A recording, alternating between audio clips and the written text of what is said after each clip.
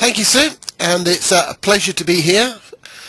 Just to follow up the other apologies and announcements, as you may detect, I have a bit of a cold and a blocked nose. It's coming into winter down here in the UK, so hopefully you'll bear with me. So, what's what in social media research? This is going to be a brief introduction, a context-setting session, which will outline some of the main themes and give us a bit of an overview as to what's happening. I'm going to start with this slide here, and then I'm going to unpack this slide bit by bit to give an overall picture, because all of these things are things that some people call social media research. They are being conducted around the world in the context of social media, on social media, via social media, or as part of social media. So let's do that unpacking. Listening is the new asking was something that we were told a few years ago. And as I shall be explaining in the second presentation later on today, the limits to that are probably slightly larger than we thought they were going to be.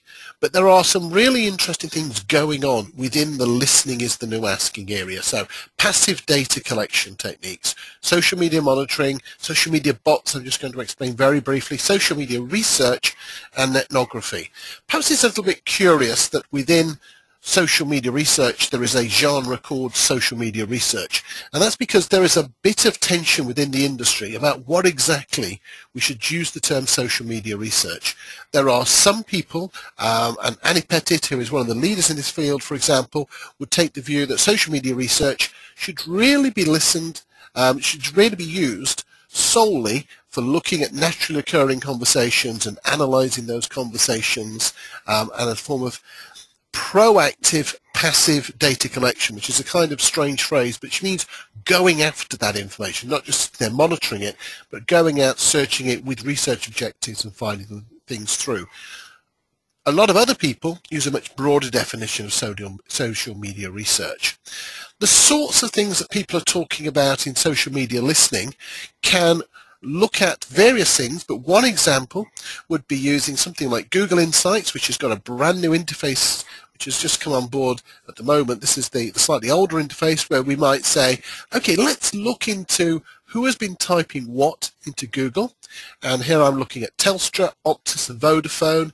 I'm looking at it in the context of Australia from 2004 to the present, and it allows us to monitor the frequency of people searching for those terms.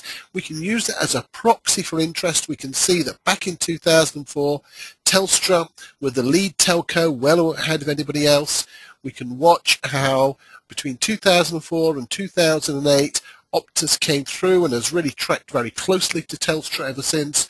And then we can see Vodafone climbing really from about 2008 very slowly up a bit in 2010.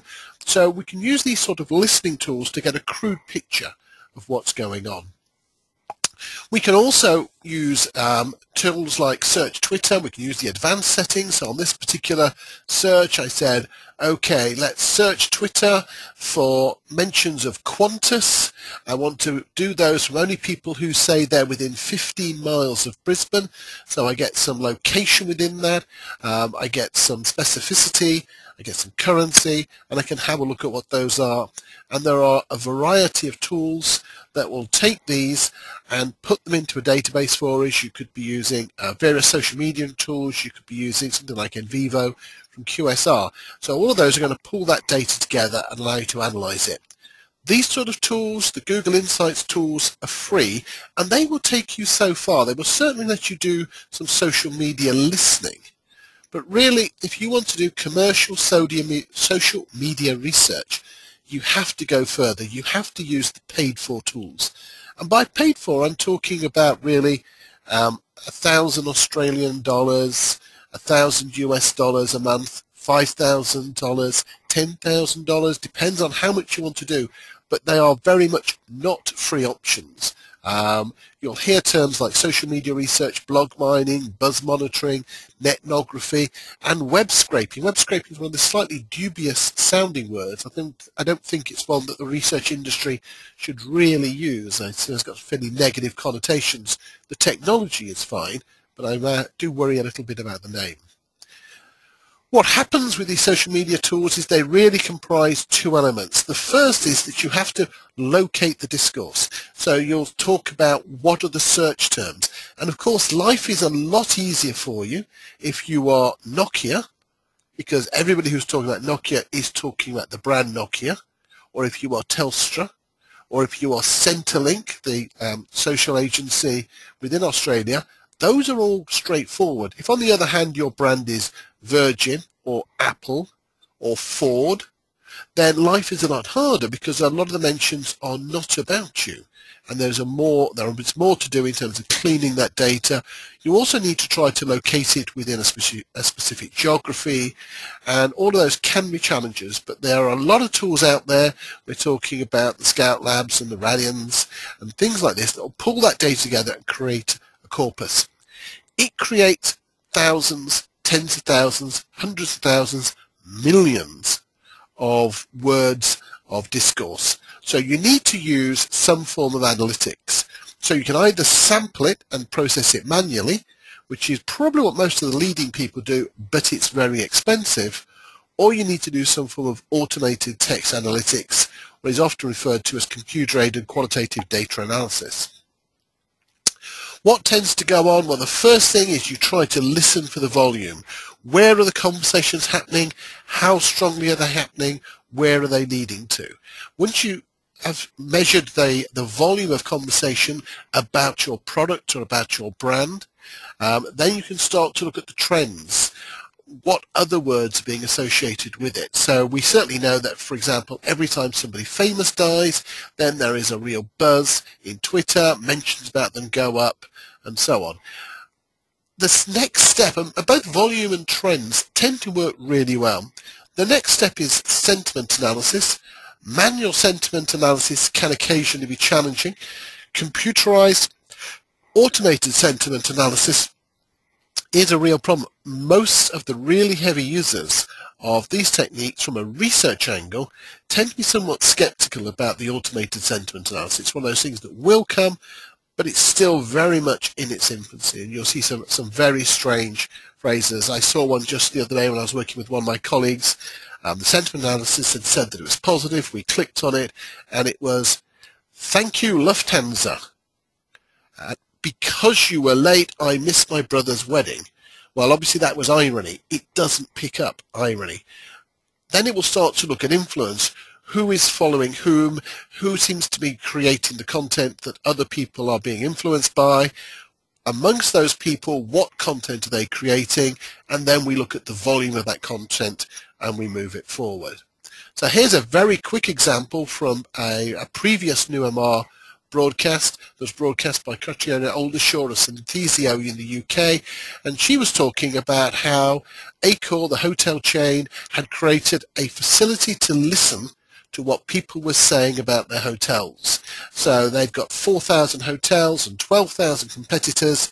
They created for Accor a global dashboard, 40 country dashboards, 4,000 hotel dashboards. And what they were pulling together standard social media listening, just anybody who was tweeting about a specific hotel, and these were in the region of the Eiffel Tower in Paris. They also were looking at things like TripAdvisor and taking the scores that people were giving through and giving a consolidated dashboard. So here was a type of customer service analysis that was specific by hotel, specific by competitor, and pulling that information through almost real time for the managers to be able to monitor the hotel. And that's sort of a really nice example of the sorts of things. And you can see here it's got some automated customer analysis, sentiment analysis with its negative and positive comments being highlighted over there. So all that's the big scale. If you are taking thousands and hundreds of thousands, but there's another really interesting thing we can do with social media listening, which is called Ethnography, and this is a fantastic book by Robert Kozinets, which talks about the process. And ethnography is ethnography applied to the discourse on the web. It means joining into very small discussions, following those discussions through over a period of time at the individual level. According to Kozinets and some of the other ethnographers, it does mean going beyond just listening, because they would say, no, once you join that community and you start to listen, you need to ask questions to find out that if what you are intuiting about the discourse and about the background activity there is right, the only way you can do it is by having conversations with people in those communities, doing something that the ethnographers would call member checking in order to make that a richer process. So this is about listening to maybe 10 people having a conversation over a month. It's maybe listening more intently to 30, 40 people. Of course, you can look at what they've been saying over the past month. One of the great things about the internet is it's a little bit like a time machine. In many cases, you can look backwards to get that picture and get a really rich and in-depth picture of what's going on. This is another slide from a presentation from an earlier one from John Kieran of Brain Juicer, where they're using bots to try to understand more of the discourse of the web. So creating artificial bots, using those to monitor the conversations, to mimic conversations, and to learn from what's going on.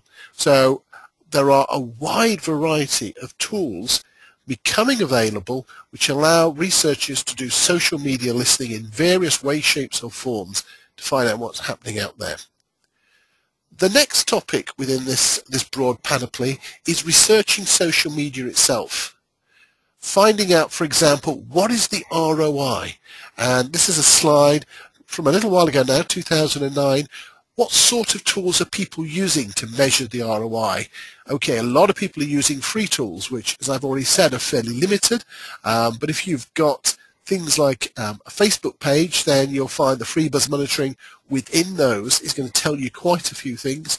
Tracking Twitter, polls, you can add paid analytics. This is all the paid stuff here is growing. But one of the things that this particular study from eMarketer showed is that there is very little good research into the effectiveness of social media and how it's moving forward. The next one is to utilize presences in social media for research purposes. But all of these would tend to be for secondary research purposes. There is a main purpose for being there, but research is then added to it. So, for example, Facebook have a really strong presence. This is about 9 months ago. They had 25 million fans. Here was a question they popped into their Facebook page. Who do you think is the cutest Disney couple? They had nearly 4,000 answers in 20 minutes. Now, that's not market research. But think about it. If you are a creative and you're trying to come up with some new ideas, what wonderful stimulus that's going to be. If you're trying to draft a questionnaire, you can throw a few questions up on the Facebook page, get some ideas from the people listening, and come up with some really wonderful questions which you can put into a survey or into some qualitative research. The next level through are some of the brand communities and marketing communities. So my Starbucks idea, it allows them to explore what people are talking about, to have a context, to have a bit of a dialogue with people. But of course, it's really good for promoting the brand Starbucks as well. So that's one set of combinations, naturally occurring or communities which have other purposes. We then get research communities, and research communities are communities that are set up exclusively for market research or largely for market research. One of the great things about them from a researcher's point of view is that we're allowed to access them. If you have a marketing community or a brand community that's really successful, it can be quite hard for market researchers to get some time in there because the main function is to build sales, to build marketing, whereas in a research community, the main function is to build insight and engagement with the people involved within that. So at the first level, you get things like MROCs, Market Research Online Communities. These are essentially qualitative, typically 50 to 500 members. They can be short-term, sometimes as short as a week or 2 weeks. They can be long-term, running on indefinitely. The essence of these is very much qualitative, but the terms are very dynamic. Social media research is a very new field. What we're seeing is some of these terms are being used differently, and I saw a report from Forrester recently who were using the term MROCs for both MROCs and also community panels. Now a community panel is somewhat larger, typically 2,000, 5,000, 50,000 people. People are using it to do quantitative research and qualitative research. But both the MROC and the community panel have quite a few things in common. People know they've joined it. People feel they are special.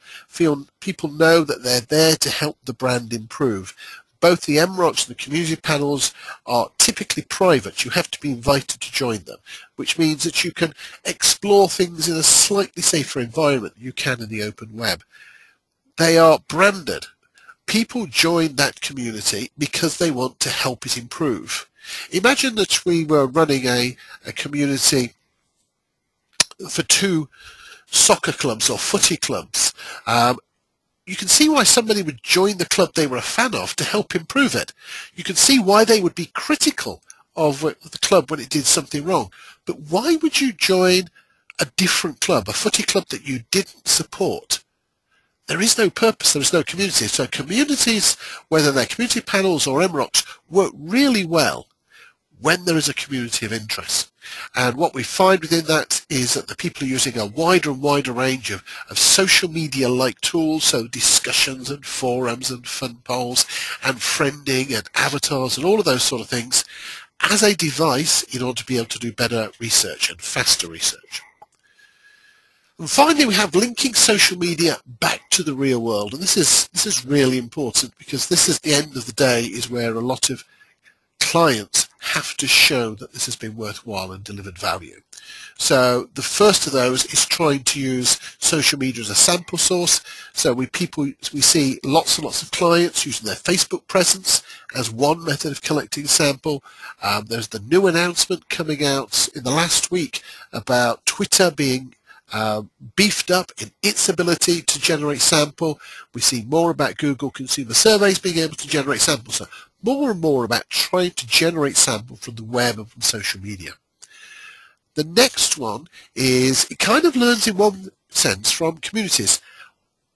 Auto-ethnography is getting people to capture their own lives using tools like Ethos and Revelation.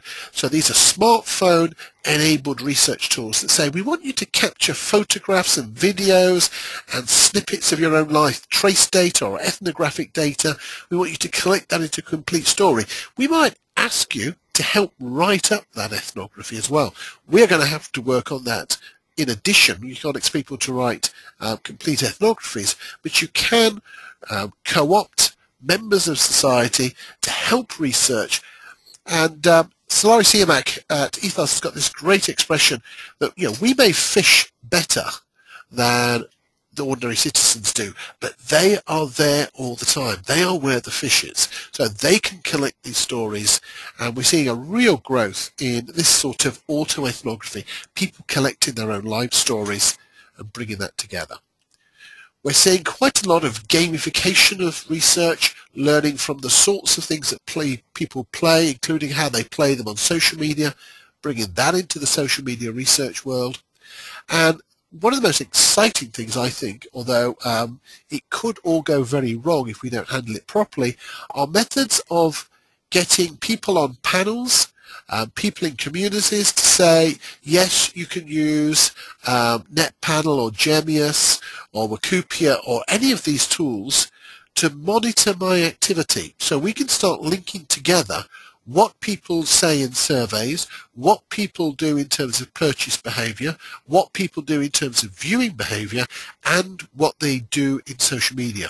What advertising are they exposed to in social media? Who do they friend? What do they click like on?